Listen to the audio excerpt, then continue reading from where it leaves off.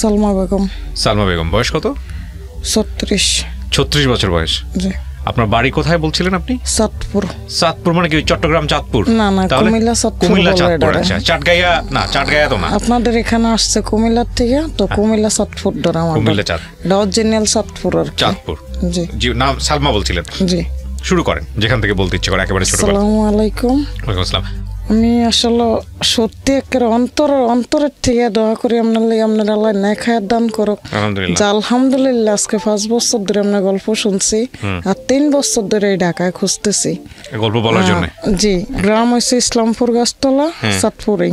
আচ্ছা। আমার যখন 6 মাস বয়স তখন থেকে আমার বাবা চাঁদপুর বাসা ভাড়া নিয়ে আইসা পড়ছে। বাবা রিক্সা চালাইতো। আচ্ছা। আর আমার মা বাচ্চা করে আরবি পড়ায়, মুদ্রার দোয়ায়। আচ্ছা। টুকিটাকি টিলাসের কাজ, ঘরে খাতা টাতা। আপনি কি পরিবারের বড় ছেলে মেয়ে? সবার বড়? 4 বোন 2 ভাই। 4 বোন 2 ভাই, আপনি সবার বড়? আমি সবার বড়। আচ্ছা, তারপর? তো আমার বয়স যখন 13-14 তখন থেকেই বাবা একটু অসুস্থ, রিক্সা চালান বন্ধ। আচ্ছা। তো তারপরের থেকে মার উপরেই চাপটা বেশি। মাই সবকিছু চালাতো সংসার? মা বাচ্চা করে আরবি পড়িয়ে সংসার চালাতো, আর মুদ্রার গোসল করায়, ওই যে মানুষ মরে গেলে গোসল করায়, এইটা দিয়ে সংসার চলতো। হ্যাঁ। আর আপনারা ওই যে হাতে কাজ করা, বিভিন্ন নকশি করা, খাতা পাডি মইলা, মিশিংয়ে কাজ করা। মানে আমার মা আলহামদুলিল্লাহ অলরাউন্ডার, পর্দা, নামাজ, রোজা আর হাতের কাজগুলিও আলহামদুলিল্লাহ। তো এইভাবেই সংসারটা চলতেছিল। তো মনে হয় স্কুলে ভর্তি করাইছে যখন আমি 2তে উঠছি, 3তে পরীক্ষা দিব। একজনে যাই আমার মারে কইলো যে সালমার আম্মা এত গরিব আপনারা, তো সালমার একটা বাসায় কাজে দিয়ে দেন, তাও সারবো। মানে আপনাকে একটা বাসায় কাজে দিয়ে দিতে? জি। আচ্ছা। তো এটা আপনার তখন ঢাকায় জীবনের প্রথম আসা, এটা পূর্ব গোরান ধরে 100 টাকা বেতন দিবে, একটা বাচ্চা মানে রাখতাম। তেজগাঁও কলেজের প্রফেসর ছিল ওই লোক। আর ওদের মহিলার বাড়ি হয়েছে ফরিদগঞ্জ আর কি। ফরিদগঞ্জের রূপসা ধরে। তো আমাদের চাঁদপুরের মহিলার বোন, বাস ওই বাসারই কাজের মহিলা আমার মার থেকে যায় নিয়ে আইলো আমারে। তো আমার মায় আব্বায় আইনে বাসায় দিয়ে গেল। তো 100 টাকা বেতনের কাজ জীবনের প্রথম, বাস এইভাবেই কাজ করতেছিলাম 1 বছর। লেখাপড়া বন্ধ হয়ে গেল? 100 টাকা কাজের থেকে ওখানে 1 বছর কাজ করলাম। বাচ্চাটা একদিনকে করলে ঠিক পড়ে গেল, আর ওই তেজগাঁও কলেজের প্রফেসর ওই লোকটা আমার মানে কানে গালে থাপ্পড় দিচ্ছে। থাপ্পড় দেওয়ার পরে মানে কোন একটা কারণে থাপ্পড় দিয়েছে? বাচ্চাটা কোলের থেকে পড়ে গেছে। আমি তো ছোট, আমি শুধু তখন প্যান্ট আর সেন্টো গেঞ্জি পরতাম। তো বাচ্চাটা এইভাবে মানে কোলে রাখতে রাখতে খুব ব্যথা, হাতটাও খুব ব্যথা। তো আমি একটু খাটের কিনারে দাঁড়া করাইছি, আর বাচ্চাটা পড়ে গেছে। লোকটা কানে গেলে একটা থাপ্পড় দিচ্ছে। তো পরে 1 বছর ছিলাম ওখানে। আচ্ছা। তারপর আমি কইছি আমি আর থাকতাম না। তো মারে যাই আমি কইছি মা আমারে মানে কম খাওয়ায়েন না খাওয়ায়েন, তো আমি আপনাদের লগে থাকবো, আমার অনেক ফরন আপনাদের সারা। তো পরে মায় কয় আচ্ছা যাইস না। তো মায়াও কইলো যে না আচ্ছা আমার অনেক ফরন পরে তোরা থাক। তো তখন আমরা ছিলাম, যখন কাজে দিছে 3 বোন 2 ভাই। হ্যাঁ। তারপরে মার কাছেই ছিলাম কয়দিন। মা এই টুকিটাকি করে, আমরা মার লগে লগে করে। তো মনে হয় 1-1.5 মাস পরে ওই মহিলারই বড় বোন যাইয়া কইতেছে সালমা 200 টাকা দিমু চট্টগ্রামে, আগ্রাবাদ মৌলভীপাড়া। ওই মহিলার বোনের বাসায় আবার আমার মারে কয়েটে হেরা লয়ে গেল। তো ওই যে আমার মাছ, আমি আর এটা কই না, ছোট্ট একটা থাক, আমি কিছু ইয়া করি নাই। মার থেকে আর কই নাই। তো থাক, মায় যখন দিয়া দুক। তো মায় আব্বা হেরা আবার দিয়ে দিল। তো ওই চট্টগ্রাম 200 টাকা করে 2 বছর কাজ করলাম। 2 বছর পরে মানে এর ভিতরে ঈদ আইলে চাঁদপুরে তো মহিলার বোনের বাসা, ওই যে ড্যানিশ কোম্পানির মালিক আর কি, জাকির মঞ্জিল, আমাদের চাঁদপুরে ওদের বাসা। তো ওদিকে বোনেরা বেড়াইতে এলে আমার মার বাসায় দিয়ে যাইতো, ওরা ফরিদগঞ্জ চলে যাইতো ওদের গ্রামের বাড়িতে। তা আবার জাহান ডালে লইয়া যাইতো। তো এরকম করে 2 বছর কাজ করলাম। পরে আবার আমি কই মা আমার আর ভাল লাগে না, মানুষের বাড়িয়ে থাকতাম আমনে করে থুইয়া। তা আবার আয়া পড়লাম, আইলাম আর আবার দিয়ে দিল সেই টাকা অন্য জায়গায় 500 টাকা বেতনের কাজে। তো এই কাজ করতে করতেই ওই টাকা আবার করলাম 2 বছর। 2 বছর পরে মিশিং দিয়ে দিল। মিশিং যেয়ে করলাম 6 মাস, দিল 500 টাকা করে। আমাদের ওই চাঁদপুরের এক অ্যাডভোকেট, উনি এখন মারা গেছে। মাসে 500 টাকা? হ্যাঁ আচ্ছা। তো মানে আস্তে আস্তে আমি বড়ই, আমার বেতনটা একটু বাড়ে। তো এরকম করেই পরে 2002 সাল আইলো। 2002 সালে এপ্রিল মাসের 12 তারিখে নাম আবু সালাম, কচুয়াবাড়ি, এক মার এক ছেলে, হালকা পাতলা বেটে সুন্দরী, আর মানে কিচ্ছু চায় না আমার মারে। কেমনে জানি হের মামা তো ওনার বাসায় থাকতো, পড়াইলো যে আপনাকে সালমারে বিয়ে দিয়ে দেন। আচ্ছা। তো আমার মায়ে দেখলো যে আমি একটু কালা আর গরিব, জামাই যখন কিছু চায় না থাক দিয়ে দিত। আমার আব্বাই জানে না, আমার খালার বাসা চাঁদপুরের একটু বাহিরে গ্রাম সাইডে, খালার বাড়িতে পাঠিয়ে দিল। আচ্ছা, বয়স কত তখন আপনার? তখন মনে হয় 14 কি 15 এরকম, 14-15 বছর বয়স। আচ্ছা। তো পাঠিয়ে দিল আর ওখানে আমার খালতো ভাইয়েরা খালারা মিল্লা বিয়ে দিয়ে দিল। তো বিয়ে দেওয়ার সময় আমি কিন্তু তখন জানি না যে ওই লোকটা আগে বিয়ে করছে, একদম হ্যাংলা ফাটলা বেটে, খুব ফর্সা আর আবিয়াতর মতোই, আর সে কয়ও না। তো জানলেন কিভাবে? তারপরে খালার বাড়িতে 3 মাস থাকার পরে আমার ঢাকা নিয়ে আইলো। আচ্ছা। ঢাকা কইছে বাসা ভাড়া লয়ে থাকবো। ওইদিকে থাকা অবস্থায় আর ওই বড় বউটা এসে উঠলো, আর তখনই শুনলাম যারা বড় বউ ঢাকা সাভারে কাজ করতো। তো আইসা বলে যে আপনি বিয়ে করছেন, আমি মানে বাদ কাপড় কিচ্ছু চাই না, আমার একটা মেয়ে আছে আপনার কাছে, তো আমি এদিকেই থাকবো। আপনার সামনেই? হ্যাঁ। আইসা এরকম মানে মানুষ টানুষ দৌড়া, এই যে ঢাকাটা মাদার টেক রাজারগাঁও মনে হয় ধরে, তো এদিকেই মানে আইসা উঠছে এই মহিলার ভাই বাপ টাপ নিয়ে এলাকার মানুষও। পরে এই হ্যারে খুব চাপ দিল। তো খুব দুরন্ত চালাক, তাই কাইচা বিয়া যখন করছি তো যে থেকে যে যায়। আচ্ছা। তো পরে আমি হ্যার হাতে পায়ে ধরে অনেক কান্নাকাটি করলাম, আপনি যখন বিয়ে করছেন আমগো হেগরটার কন্যা, আমরাও জানি না। তো মাত্র আমার বিয়ে হয়েছে, আমনে বউ বাচ্চা নিয়ে থাকেন, আমি আমার জীবনটা লিয়া যাই গে। তো পরে হ্যাঁ আমারে এক্সট্রাভাবে নিয়ে বলে যে মানে বিয়ে যখন তোমার করছি মৃত্যুর আগ পর্যন্ত তুমিই থাকবা। আর ওই মহিলা কিন্তু গেছে গিয়ে আমার দাঁতন মেয়েটা থুইয়া, এখন যে শুনছে আমি বিয়ে করছি হেলে গিয়ে আইসে, কিন্তু সে থাকবো না। আচ্ছা। আর এই দেখো ডিভোর্স হয়ে গেছে আমাদের, ডিভোর্স একটা কাগজ দেখাইছে। তো আমি এত কিছু বুঝি না, আমি মারদারে ফাড়িয়ে দেন। তো পরে আমি অনেক কান্নাকাটি করে চাঁদপুর গেছি গিয়ে আমার মার কাছে। ওখানে গেছি গিয়া জানি না ওই মহিলার লগে হ্যাঁ মানে কয়দিন ছিল বা কি। তো হ্যাঁ যায় চাঁদপুর উঠছে আর আমি মায়ে হারে কইছি, আর মায়ে কইলো যে আপনি মিথ্যা কথাটা কইয়া নিলেন কা, আমার মেয়েটা কাজ করছে, আমার দাঁড়িয়ে ছিল, আপনি একটা বউ বাচ্চা আছে নিলেন কা। তো এরকম হামতামের পরে বলতেছে যে ওইটা একটা ভুল হয়ে গেছে, আর হে তো ভাত খাইতো না হয়ে গেছে কি এলে এখন বিয়ে করছে। এখন আইয়া উঠছে যখন আমি আপনার মেয়ের লয়ে চাঁদপুরেই থাকবো। তো চাঁদপুরে থাকবো কইয়া পরে হঠাৎ করে মনে হয় 1 মাস একদম নিখোঁজ, কই গেছে খোঁজ করতে করতে দেখি আগের বউ এই ঢাকা এই রাজারগাঁও, হ্যাঁ এদিকে। পরে আমি আবার আইলাম আমার এক ননসের জামাইয়ের মামাতো বোনের জামাইয়ের লগে, দিয়ে দেখি যে হ্যাঁ বলে থাকতেছে। পরে আমি কেমনে মিথ্যা কথা বললেন কা, থাকলে আমাদের সামনের থেকেই থাকেন, আমার আবার দিয়ে দেন। পরে কয় দুজনেই থাকো। তো ওই মহিলা গার্মেন্টসে কাজ করতো, এদিকে রাজারবাগ গার্মেন্টসে ঢুকে গেল, আমারও সাথে দিকে মহিলা নিয়ে গেল।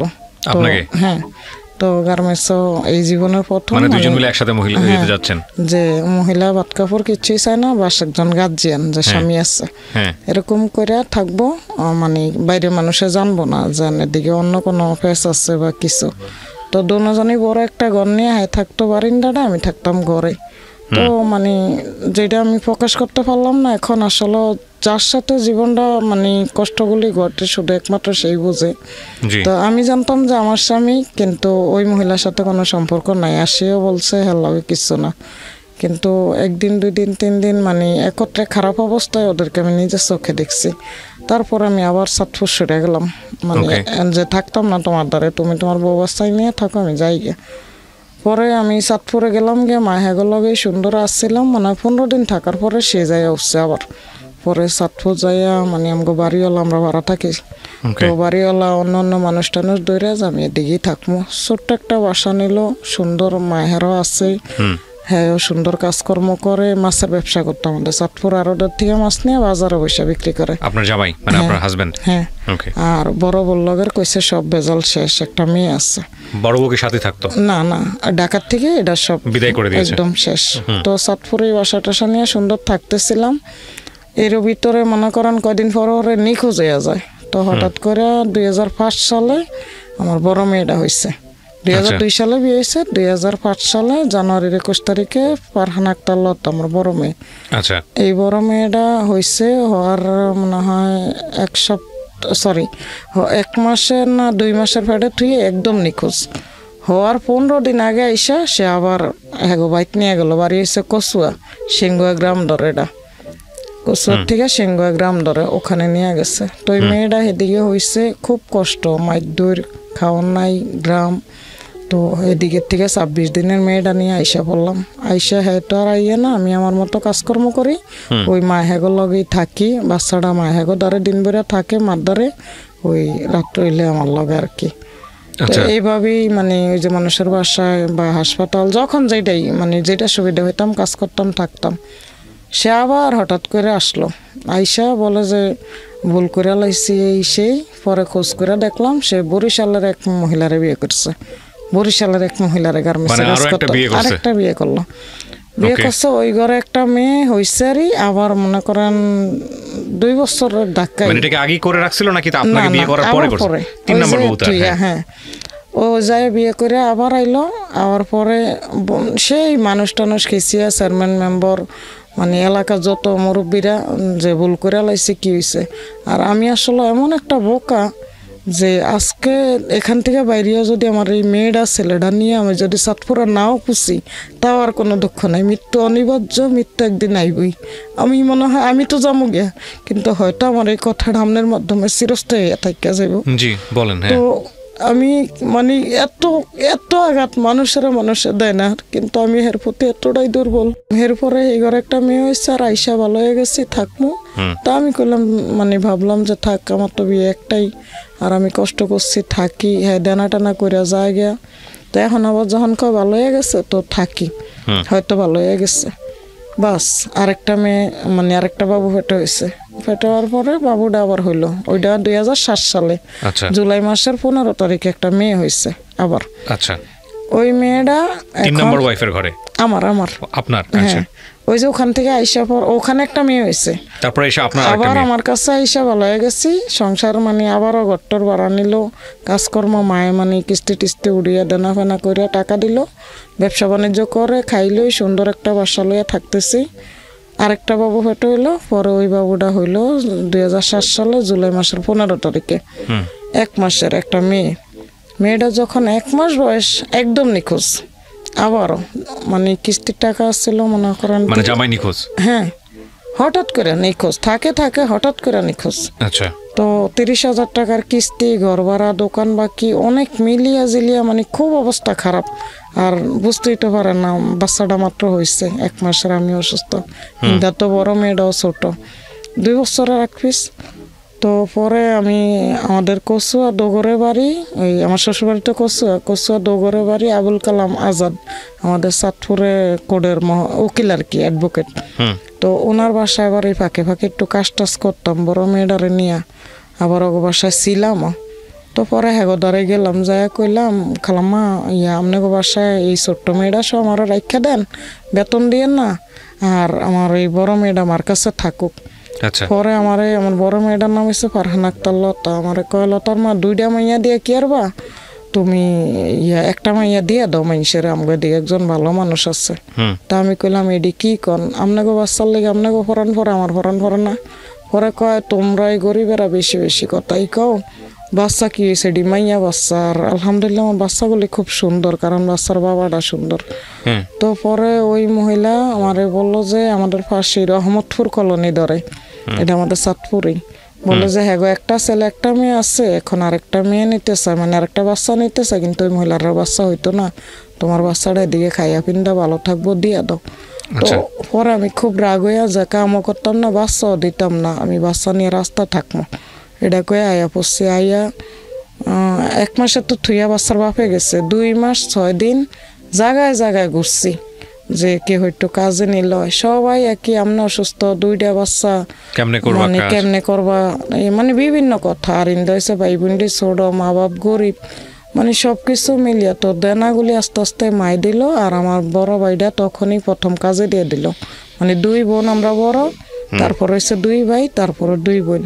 এই বাইডারে মাদ্রাসায় দিছিল মায়। এখন আমার ছেলেটা একটুক 11 বছরে মাদ্রাসায় দিছিল। পরে ওই যে আমার বাচ্চাটা ইন্দাই অবস্থা, হ্যাগো অবস্থা খারাপ হইতেছে, দানা বানা লয়া, মানে দানাগুলি আমার মানে এই যে বাচ্চার বাপের। তো পরে মায় আমার বাইডারে কাজে দিয়ে দিল। এই ঢাকা মানিকনগরে আমার মামার এক দোকান আর কি দিয়ে দিল বাইডারে। ছোট ভাইটা আর সেজো বোনডারে মাদ্রাসায় ভর্তি করে দিল। আর মেজো বোনটাও পড়ালেখা করাইতে পারলো না, বাস ওর একটা বাসায় কাজে দিয়ে দিল মেজো বোনডারে। তো এইভাবেই সংসারটা আস্তে আস্তে আলুয়া যেতে আছে। আর মানে কি আর যা বলা যায় না, যেগুলি আর আসলে এগুলি এখন মুখে বললে সবাই বলে যে এটা একটা গল্প, ঠিক আছে? আপনি বলেন। তো এরকমই আসলে জীবনটা আসলে অনেক কষ্টের। তো এরকম করেই পরে আমি বাধ্য হয়ে আবার বাহিয়ার মতো হেগোদার আইসি। খালাম্মা আমার কোনো বেতন দিয়ে না, এতদিন তো আপনারা 300 টাকা 200 টাকা বেতন দিচ্ছেন, বাচ্চা ওইডারে লইলে আইসি রইছি কাম করছি, আপনারা এই কিস্তা আমার বেতনই দিয়ে না। তো আমার এই বাচ্চাটা সহ আপনাকে দ্বারে রাখেন আর বড়টা আমার দ্বারে থাক না, একদম রাখবই না।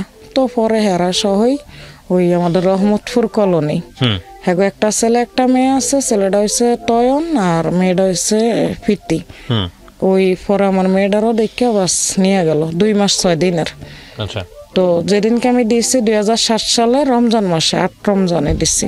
তো পরে হ্যাঁ অনেক রিকোয়েস্ট করলাম, হাতে পায়ে ধরলাম, কানলাম, কিন্তু কোনো পদে হের আমার এমনি বাচ্চাটা সহ রাখতো না। ওই আগে যেমনি আইসি গেছি কাম করছি, বড় বাচ্চাটাকে পালক দিয়ে দাও, দিয়ে তুমি কাজে লাগো, দিয়ে তুমি ওই বড় মেয়েটা সহ আগের মতো থাকো, কাজ করো, কিন্তু ছোটটা দিয়ে দাও। 2টা মাইয়া দিয়ে কি আরবা, 2টা মাইয়া দিয়ে কি করবা তুমি একটা রে ফালো আর ওরা নিয়ে একটা রে ফালো। তো ওটাই ভালো থাকবো, ভালো খাইবো, ভালো ফিনবো, মানে বিভিন্ন কথা। তো পরে আমি কই আমি তো মা, আমি তো এতদিন তো আমি আমার মারে মা ডাকছি, কিন্তু এখন তো আমি মা, আমি পারতাম না। আমি বড় মেয়েটারে লইয়ালে আপনার কোনো আইসি গেছি কাজ করছি আজকে এত বছর। এখন আমি কইছি বেতনও দিয়ে না, এতদিন তো আপনারা আমার 300 দিচ্ছেন 200 দিচ্ছেন, এখন আর আমার বেতনই দিয়ে না, শুধু যা পারেন খাওয়াইয়া আপনাকে নিয়ে থাকবো। আপনাকে মানে হ্যাঁ ছোট্ট একটা স্টোর রুম বড় মেয়েটা নিয়ে রয়েছি। তো আমি এই রুমটাতেই থাকবো, আমার বেতনও দিয়ে না। তো আমার বাচ্চাটারে কইেন না দিতে। পরে ওই যে 1 মাসের সময় গেলাম, আরো তো হেরা এরকম করলো দেখে আয়া পড়লাম, আরো 1 মাস 6 দিন পারলাম, মোট 2 মাস 6 দিন পারলাম। তো 2007 সালের 15 জুলাই তো বাচ্চাটা হয়েছে। তো 2 মাস 6 দিন পালছি, রমজান মাস আইলো। 8 রমজানে আর কোনো উপায় নাই, হেগোদারেই গেলাম, ইফতার করলাম। পরে এই মহিলার মানে ওই অ্যাডভোকেটের শাশুড়ি আর সম্বন্ধীর বউ সহ আমাদের ওই হেগো মানে আমগো এলাকার থেকে একটু আলাদা আর কি, এটা রহমতপুর কলোনির দ্বারে বাস নিয়ে এদিকে বাচ্চাটারে দিয়ে দিলাম। আচ্ছা, মানে বাচ্চা পালক দিলেন 2 মাস 6 দিন। তখন আপনার হাজবেন্ড কোথায়? নাই, হ্যাঁ গেছে গিয়া তুই ওই যে অনেক জানাশোনা করে আরেকটা বিয়ে করছে, তখন আবার শুনলাম 4 নাম্বার। জি 4 নাম্বার। তো পরে আরেকটা বিয়ে করছে, বাচ্চাটারে কি কর্ম দিয়ে পরে বড় মেয়েটার সময় এগোদারেই রয়ে গেলাম।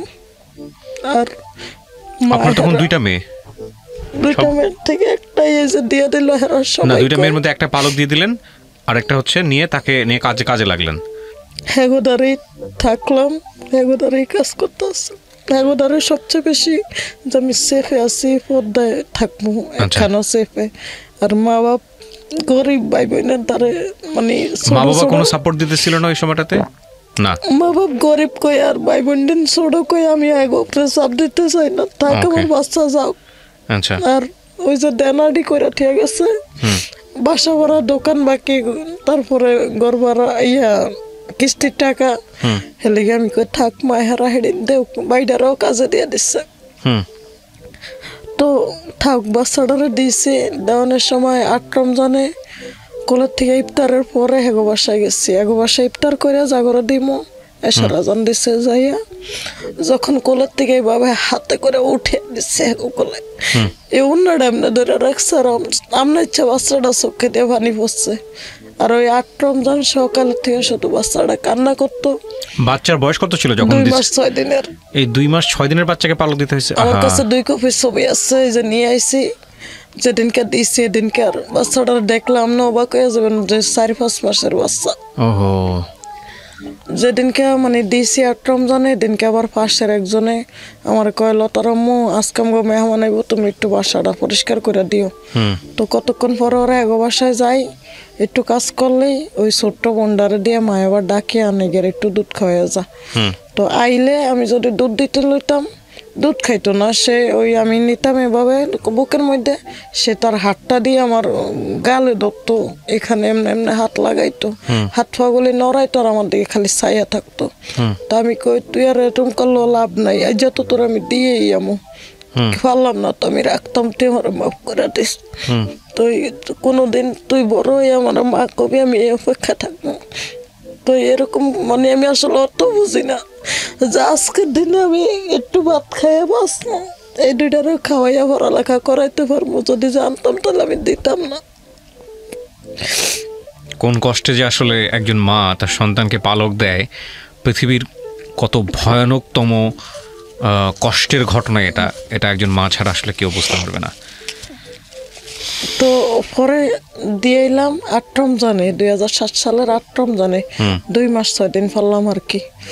তো দিয়া আইসি, আইয়া মার এই যে রুমে বাচ্চাটা হয়েছে, সেই গড়টাতে খুব ছোট। তো মায়ে যে দানা দেওয়ানোর লেগে বাড়ি লগের তো গুলি ঘর ভাড়া কেমনে দিব, সেই এলাকাতে কিস্তি মানে ওই যে যেটা রেল মানুষের কিস্তিতে টাকা ওঠে না, তো সেই এলাকাতেই আবার দোকান বাকি, তো একসাথে তো দিতে পারতো না। তো সেদিকে আয়া পড়লো মায় আরেক এলাকার। সেই দরজাটার দ্বারে গেছি আর দেখি যে লাগে যে বাচ্চাটা সেই জায়গাত, যেদিকে বাচ্চাটা হয়েছে 2 মাস 6 দিন, যে গড়টা ফালছি। পরে আমি আমার আব্বারে মারে দৌড়ে ভাজা করে কাঁদছি। যখন বাচ্চাটা দিছি মায় আমার লগেই ছিল, মায় বড়টারে কোলে লয়ে গেছে আর ছোট্টটা আমার কোলে ছিল। হেগো বাসা যখন কোলে দিয়া পরে বড়টারে টান দিয়ে আমি কোলে লয়ে পরে বাসাটায় পড়ছি। তো দেওয়ানোর সময় আমার শুধু একটাই চাওয়া ছিল, আপনাকে তারা আসছে যখন আমরা এক এলাকাতেই অল্প হারাক, তো আমার একটু আইলে চাইতে দিয়ে, আমি আর কিচ্ছু চাই না। আমি কোনো কইতাম না আমি মা, বা আপনারাও কিচ্ছু করার লাগতো না, হারাগের থেকে চাইয়া যাবো। পরে ওই ভদ্রলোক আমার কয়, সামনে যে মনে কয় আইয়েন, চাইয়া যায় দেখে যান, লেখালেখি করে দেন নাই। তো পরে এটা কইছে, কোনের পরে তো এরকম 2 দিন পরে ছিল একটা ছেলে একটা মেয়ে। তারপরে মেয়েটা হচ্ছে প্রীতি আর ছেলেটা হচ্ছে তয়ন না। কিন্তু ওনার বাচ্চা থাকার পরেও কেন নিছে? আরেকটা বাচ্চা মানে নিতে চাইছে, আর ওই মহিলা খুব মোটা হয়ে গেছে, আর বাচ্চা হবে না এই কারণে নিতে পারে। আর আমার মেয়েটা অনেক সুন্দর, মাশাআল্লাহ বাচ্চাগুলো, এই যে বড় মেয়েটা আনছি দেখেন, তো বাচ্চাগুলো সুন্দর। তো দেখা পরে থাক লয়ে গেল, দিয়ে এলাম। তো 2 দিন পরে 4 দিন পরে যাই, আর যেদিনকে রাত্রে দিয়ে এলাম এর পরের দিন সকালে উঠতে একটা দৌড়, সারা রাত্রে মানে দুধ জয়রা পুরো আমার জামা পাল্টে কুলাই না। তো সারা রাত্রে আমি আর ঘুমাই না। সকালে আমি মনে করছি যে বাচ্চাটা নিচ্ছে, অনেক কান্নাকাটি করতেছে দুধের লেগে। তো দৌড়িয়ে গেছি, যাইয়া দেখি খুব কাঁদতেছে, এরকম গেটের দ্বার থেকে আওয়াজ পাইছি, বাচ্চাটা একটা রুমের ভিতরে। পরে আমি দৌড়িয়ে আইয়া এরকম দরজার দ্বারে দাঁড়াইছি, ওর কান্না মানে আর কোনো কান্না নেই। পরে আইয়া দৌড়া মানে আর সাহসে কোলাইলো না যে নিমুনি। পরে ওই মহিলার মাই কয় কি লইয়া একটু নিয়ে আরেকরকম একটু দুধ, তুমি একটু দুধ খাওয়াই আনো। মহিলার বাপেও এই মহিলা বলে যে না আর দুধ খাওয়ান লাগতো না, কালকে রাতের থেকে যখন বাদ হয়ে গেছে আর দেওয়ান লাগতো না। তো পরে থাক আর দিলাম না, একটু কোলে নিয়ে। টাকা পয়সা দিয়েছিল আপনাকে? না না, আমি কিচ্ছু আনি না, আমি শুধু কই চাইলে একটু চাইতে দেন, কিচ্ছু আনি না। তো পরে থাক ফুচা টুচা বাচ্চাটারে আয়া পড়ছি। তো এরপরের থেকে আস্তে আস্তে যতই কষ্ট হোক, আর এই যে এরকম দুধ যাইতে যাইতে মানে আমি খুব অসুস্থ হয়ে গেলাম আরও বেশি। মানে সেই গড়টাই আর থাকতে পারতাম না, ঘরের দ্বারে গেলেই দেখতাম বাচ্চাটা কান্দে চোখের সামনে। তো পরে বাসাটা চাইরা ওই যারা নিয়ে দিল, হ্যাগো ধরে বড় মেয়েটা নিয়ে গেলাম গিয়া। তারা করলো যে 300 টাকা বেতন দেব, খামো থাকবো, বাস হ্যাগো সব কাজ বাস, থাকতেছি খাইতেছি এরকম করে। আর ওই বাচ্চাটারও মাঝে মাঝে যায় যে চাই 1 সপ্তাহ 10 দিন 15 দিন এরকম পরে। তো পরে এখন একদিন হঠাৎ করে আমার ওই লোক মানে বাচ্চার বাপের কথা সব শুনে টিনা, ওই মহিলাটাই হয়তো নিশ্চয় কেউ পরামর্শ দিচ্ছে, কয় যখন এত খারাপ বাবাটা যদি আবার আইসা কখন একটা ঝামেলা করে এই সেই, পরে কি বলে সাদা কাগজ নাকি এরকম আমার 2 কপি ছবি নিয়ে একটা সই নিল। পরে বলে যে মানে লিখিত আপনি দিলেন যে আপনি নিজের ইচ্ছা বাচ্চাটা দিয়ে দিচ্ছেন। তো এরকম একটা কাগজে লিখছে। হ্যাঁ, তো আমার মায়ে আমার কয়বার কইছিল যে একটা কাগজ চাইয়া তুই রাখ, তো আমি কই থাক লাগতো না। পরে ওই ভদ্রলোক বলছে আপা আপনি চিন্তা করেন না, আপনার বাচ্চা আমার দ্বারা মনে করেন যে আপনার দাঁড়িয়ে আছে, আপনি দোয়া করেন। আর আলহামদুলিল্লাহ আপনার বাচ্চা খুব ভালো শান্ত, তো আমগরে বেশি জ্বালায় না, আমগো দুইটাই কিন্তু আমগরে জ্বালাইছে।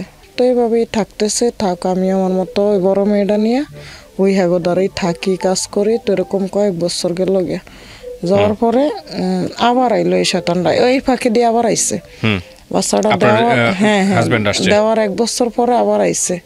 আইসে সবাই এবার ধরছে, দৈরা হেরে মানে এলাকার মানুষেরা 2-3টা থাবর দিয়ে লাইছে, এরপর চেয়ারম্যান মেম্বার। তো ওই যে আমি গাদায় যাই মানুষের হাতে পায়ে দৈরা যেন ওরা মাইরেন না, ওই কিলি গাইছে জিগাইতেছেন জিগান। পরে ওই সবাই সামনে বলতেছে যে বলতো যা করছি তো করছি, আর কোনোদিনও ভুল করবো না, এরকম কইরা মানে চুপচাপ যে দিকেই থাকবো। ও মা পরে বাড়িতে খুঁজলে দেখি যে আরেকটা বিয়ে করে বউ বাইত গেছি, বাইত কসু আমি গেছি। তো সবাই বলতেছে যে এটা হচ্ছে তোর বাড়ি, তোর ঘর, আমগো বাইতো না, আবার আমার এদিকে একটা ঘর উড়িয়া দিছে, অল্প মানে যা জিনিসপত্র ফার্স্টে দিছে। তো পরে বলে যে তোর বাড়ি, তোর ঘর, আর তোর 2টা বাচ্চা, তোর অধিকার আছে। এই মহিলা কে?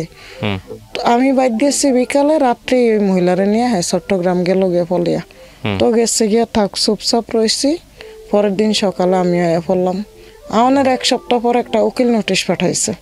উকিল নোটিশটা আমার মায়া জানে না, আমি ছিলাম কাজের দ্বারে, আমার মায়ে খুললা লাইছে, খুললে ডাট ফইরা কিচ্ছু বোঝে না যে এটা কি। তো আমাদের ওই বাসার দ্বারে একজন অ্যাডভোকেট ছিল, হের বাচ্চা করে আবার মায়ারবি পড়াইতো, নিয়ে কইলো ইয়া দেখেন তো এটা কি, আপনারা তো বুঝবেন শিক্ষিত মানুষ।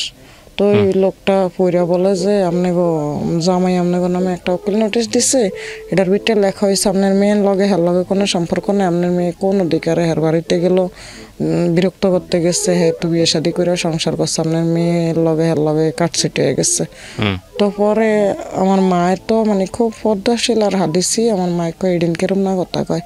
তো ওই অ্যাডভোকেটের কাছে চিন্তা করেন না, তো আমি যখন কোডেই চাঁদপুর কোডেরই অ্যাডভোকেট, তো এই বড় মেয়েটা সহ আপনার মেয়েটারে আমার লগে পাঠিয়ে দেন, মামলা দিয়ে দিই। তো নারী নির্যাতন মামলা দিয়ে দিল। এই মামলা করলেন? জি। ওই লোক হ্যাঁ, ওই লোকটা কোনো 1 টাকা আমার থেকে নেয় না, নিজে নিয়ে মামলা দিল। বাস ওই মামলায় সে মানে ধরা পড়লো। মার নাম, মামার নাম মানে আমার শাশুড়ির নাম, মামা শ্বশুর নাম, আর আমার স্বামীর নাম। তো মামা শ্বশুরের নাম আর শাশুড়ির নাম কাটিয়ে লাইছে। হ্যাঁ, যখন নাম কাটাইব তখনই অন্য একজন আমার কইলো সালমা আজকে তো জামাই আইয়া নাম কাটিয়ে লাইব, তুই কোর্টে যা।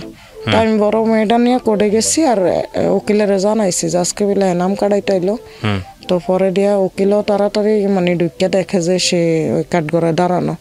পরে বললো, জজরে বললো যে এই তো আসামি, নাম কাটাইতে আইছে। বাস ওখানে আমার মুখের থেকে মানে যা জিগাইলো জজে কইলাম, ওখানে আটকে লাইলো, অ্যারেস্ট করে দিল। হ্যাঁ, অ্যারেস্ট করার পরে 1 মাস জেল খাটলো। তারপরে সে জামিন চায়, তার মারে দিয়া মামা তো বইনা ঘরে দিয়ে আমার বাসায় সমানে খবর পাঠায়, সালমার একটু আইতে কন, সালমার মারা আইতে কন।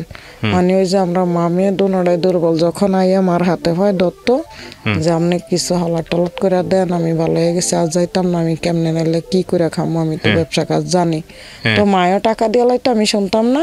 আর আমি তো ওই যে হের প্রতি দুর্বল এতটাই, একে সীমা ছাড়া। আজকের এই পর্যন্ত ওই যে হের দিকে চাই আছে এমনি থাকতেছি, দিন শেষ। তো বাস আমিও পরে এদিকে আইলাম, আইসার কইতে আছে যা করেন না একটা কর, তুই পারবি, তুই আমার তাহলে যাবিন দিত কো। তো আমি উকিলের কই, আমি কই হ্যাঁ সময় চাইতে আছে, হ্যাঁ আপনারা যে কদিনের এই সময় দেন, হ্যাঁ কি করতে চাইছে আপনার, হ্যাঁ তো আর কোনো ভাইবেন নাই, তো হ্যাঁ এই যা করতে হইব, তো আপনারা সময় দিয়ে দেখেন কি করে। এই জানোয়ারে জেলের থেকে বাইরে আইসা আমাদের এখানে চেয়ারম্যান মেম্বার ওই উকিলের হাতে পায়ে দৌড়িয়া, আরও খুব মানুষ টানুষ ওই যে ডিবির অফিসার টফিসার দৌড়িয়া যে আমি সংসারই করবো, সংসার করবো কইয়া আইয়া পরে কয় তাহলে কোর্টে যাও। পরে কোর্টে উঠতে হারে জজের আয় দিছে, কইলে বউ বাচ্চার নাও, নাহলে কাটসেট করে যাও। সে বউ বাচ্চা নিমও কইয়া আইসা মনে হয় কয় মাস, 4 মাস ছিল, 4 মাস, হ্যাঁ 4 মাসের ভিতরেই এই ছেলেটা ফেটে পড়লো। হ্যাঁ হ্যাঁ, এই ছেলেটা 2 মেয়ের পরে ছেলে, এই ছেলেটারে 2 মাসের ফেরত একদম নিখোঁজ। আর বর্তমান ছেলেটার 11 শেষ, এই পর্যন্ত আর কোনো আমাদের সাথে আর কোনো যোগাযোগ নাই না। তো তারপরের থেকে এই ছেলেটার মেয়েটা নিয়েই এই জীবন যুদ্ধটা চলতেছে। আপনি মাঝখানে দেশের বাইরে গেছিলেন?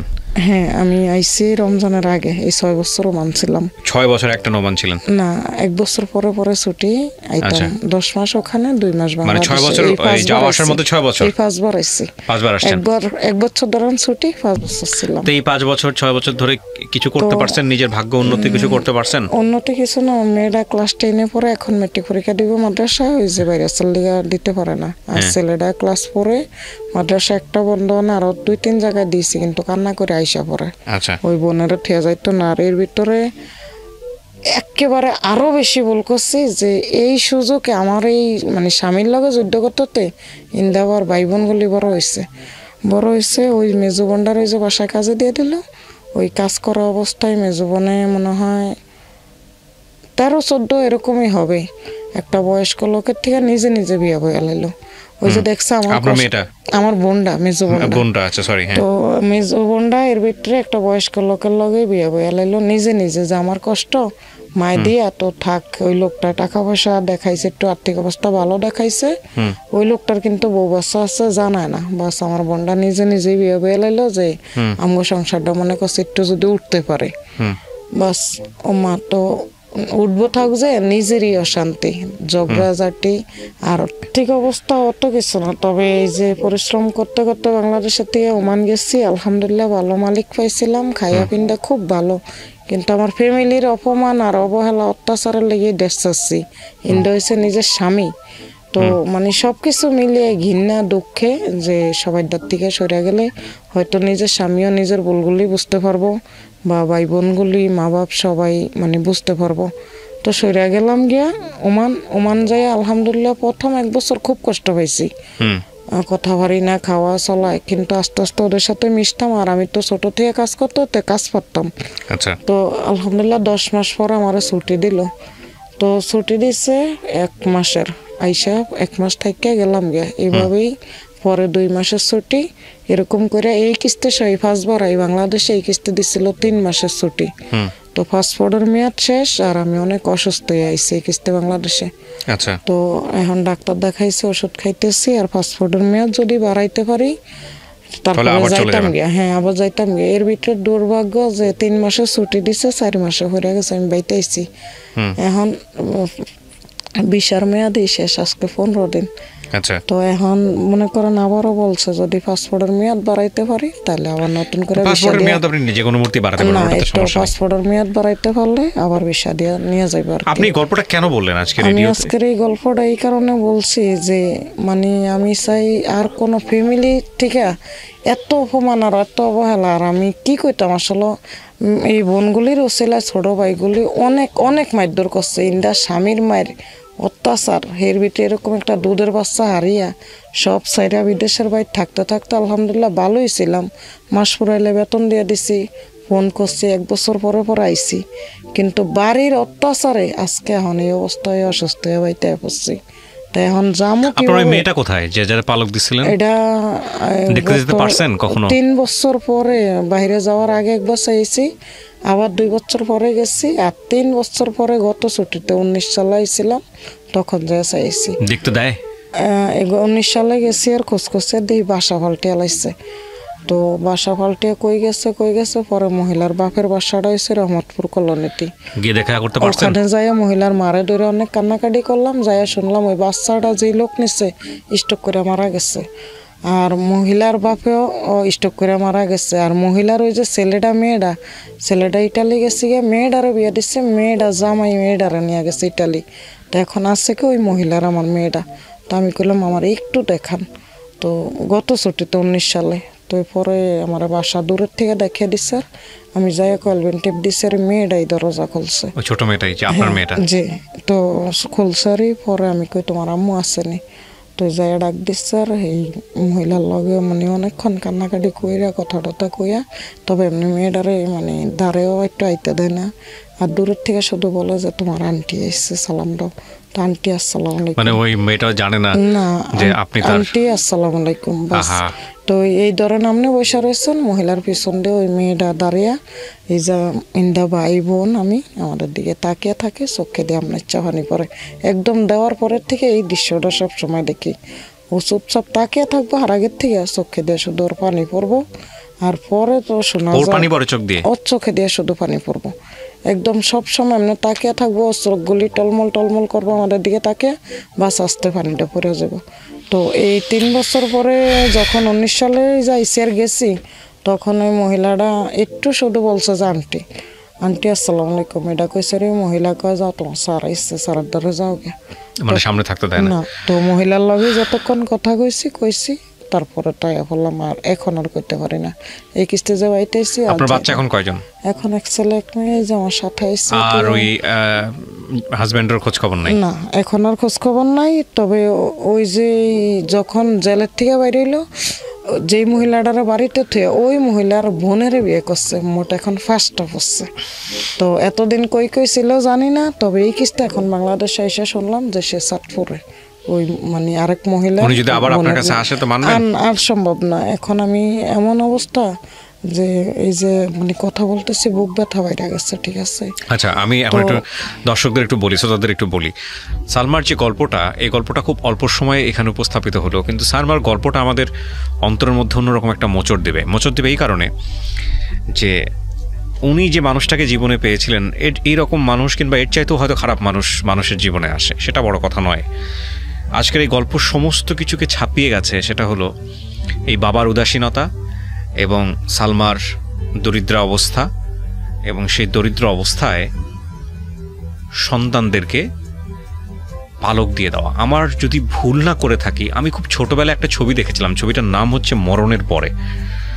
সেখানে আলমগীর এবং শাবান অভিনয় করেছিলেন। আপনাদের যদি ছবিটি দেখা থাকে তাহলে আপনারা দেখবেন। আমার মনে আছে আমি তখন ক্লাস 6 অথবা 7 পড়ি এই সময়ের ছবি, এবং এই ছবিটা দেখে আমি ফুপিয়ে কেঁদেছিলাম ওই ছোটোবেলাতে, কাঁদছিলাম এবং খুব লজ্জা পাচ্ছিলাম যে কীভাবে কান্নাটাকে হাইড করা যায়। সেই দৃশ্যগুলো মনে পড়ে। তো আজকের এই গল্পটা কিছুটা আমাকে ওই শৈশবে ফিরিয়ে নিয়ে গেল। ওই ছবিটাতে সম্ভবত আলমগীরের খুব বড় অসুখ হয় এবং বাধ্য হয় তারা তাদের সমস্ত বাচ্চাদেরকে দত্তক দিয়ে দেওয়ার জন্যে।